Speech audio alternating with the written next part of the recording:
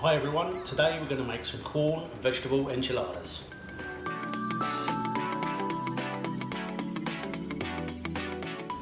First job we're going to need to do is I've got a pack of corn mince, or you can use the corn pieces if you want.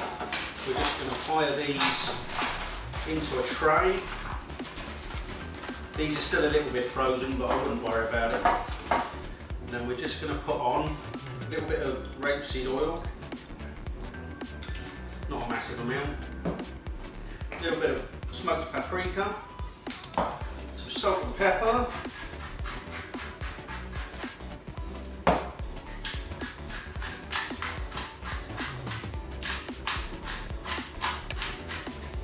and we're just going to give this a little mix around, and this will just add a little bit of flavour to the corn mince.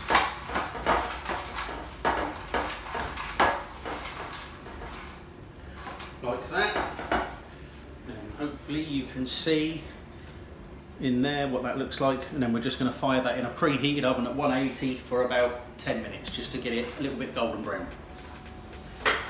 While our corn is in the oven cooking, I've got about half a white onion in here, 4 cloves of garlic, a little bit of black pepper. I'm just going to sweat that down, and this will be the base for our tomato sauce. After 10 minutes in the oven, your corn should come out looking like this. So you should have some with some nice little caramelised brown bits on, and all looking pretty tasty so far. Just leave them on the side to cool down while we finish off the rest of the stuff. So we've got our onions on just on a really low heat. They're just gently cooking away. That gives us time. So while they're on, I've gone and got I only had small sweet potatoes. I've diced them up fairly small, about ½ centimetre square I suppose. We're just going to put them in a pan with a bit of oil, a crushed bit of garlic, and we're just going to saute those off over a high heat just to add a bit of colour, and they're another one of our fillings to go in our enchiladas. You can see now that our sweet potatoes, they're just starting to get a little bit of colour on some of them. They're looking pretty tasty. I'm just cooking those on a high heat and just give them a little shake around every so often. Oh, trying to scramble over the floor. Our onions, they've now cooked down nicely. They've gone nice and translucent, nice and soft. So what we're going to do now is add in here, I'm trying to do this one-handed, it's not easy, a little squirt of tomato puree, about a teaspoon. We're just going to cook that out on the bottom for about a minute and then mix it all in. So our tomato puree's had a minute cooking out in there gently. I'm just going to mix that through. Then we're going to fire in a tin of chopped tomatoes. We're going to put in a teaspoon of oregano. I'm going to put in a little bit of paprika again, just a touch, about ½ teaspoon. We give that a little mix.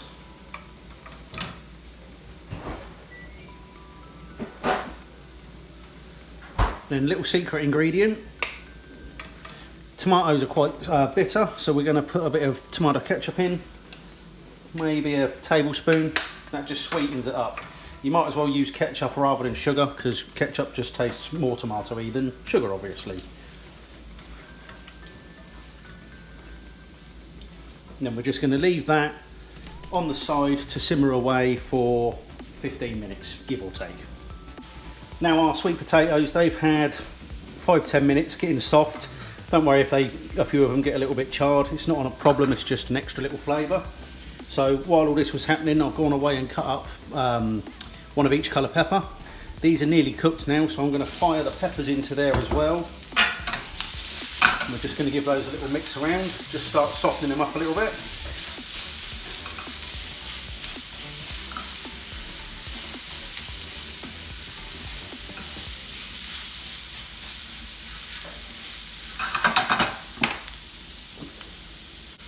Our peppers are just now softening down a little bit. I don't want to cook them too much, because when they go in the sauce and then in through the oven and everything, they're just going to end up mush and you won't even recognise them. So I just want to take the edge off of them a little bit. I'm going to add in a little bit of Cajun seasoning into mine, only a touch because my kids don't like spicy food. If you wanted, you could use fajita seasoning. You could just use salt and pepper if you want. Or if you want it really fiery, you can add in some hot chili powder. Up to you. We're just going to give this a little turn around and cook the spices out that we've just put in there for about a minute, and then we'll turn that off and leave it on the back to cool down as well. Our tomato sauce is now reduced down a little bit, so that's looking good. So at this point, check your seasoning. If it needs more of anything, add it, and away you go. I'm going to also add in, I've got a handful of fresh chopped spinach. I'm just going to fire that in. I'm just trying to sneak as many veg into my children as I can. We're going to give that a little mix around. That will wilt down straight away, and I've turned the heat off now as well. And once that's wilted down, just like with the corn over here and the pepper and sweet potato mixture here, we're just going to leave it on the stove. We're just going to let this all cool down, and then we mix it all together. Next up, all our veg and stuff is all cooled down for about 15-20 minutes. So I'm just going to get a big bowl. I'm just going to fire all of the corn into the bowl. I'm going to put all of the sweet potato and pepper mix in as well. And then I'm going to put 1 spoonful of the tomato sauce in there as well. We'll give that a little mix around.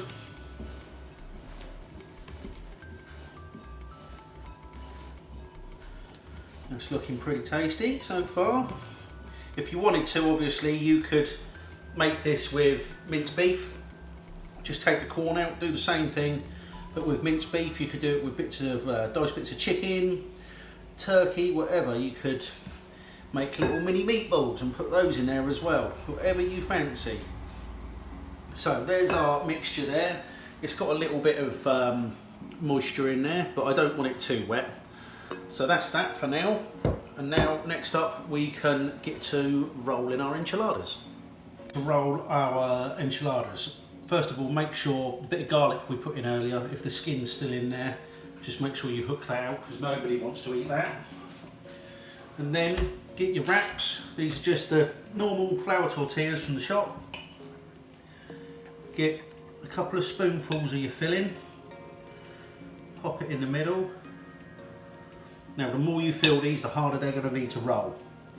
Now, I've seen so many people, they roll these, they don't seal the ends up, so the second you pick it up, it just all falls out the bottom. So I'll show you the nice, easy way to do it. So try and put your filling across going that way if you can. Get your hands underneath your wrap.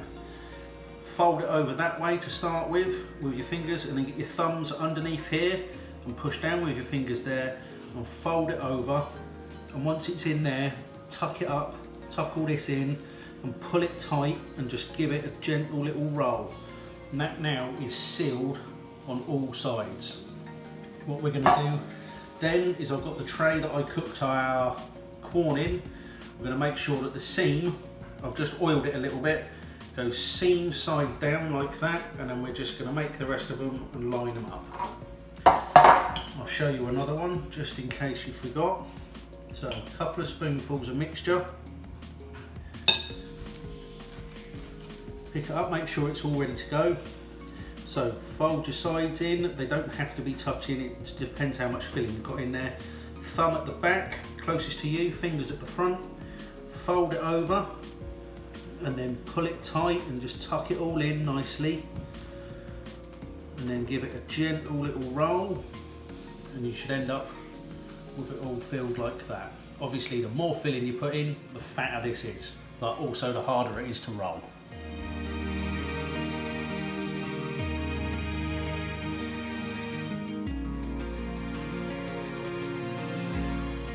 With these, I've aimed for 2 per portion, so that's 1 pack of wraps for me. So we're now going to get, they've fitted in there nice and snug.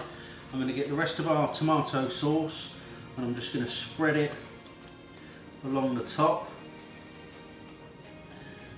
Don't forget, you can flavour this tomato sauce however you fancy. If you want it spicy, make it spicy. If you don't, it's up to you. Don't have to put the spinach in that I have either. We just make sure that that goes. Don't necessarily have to cover the whole of the enchilada with it, so like that.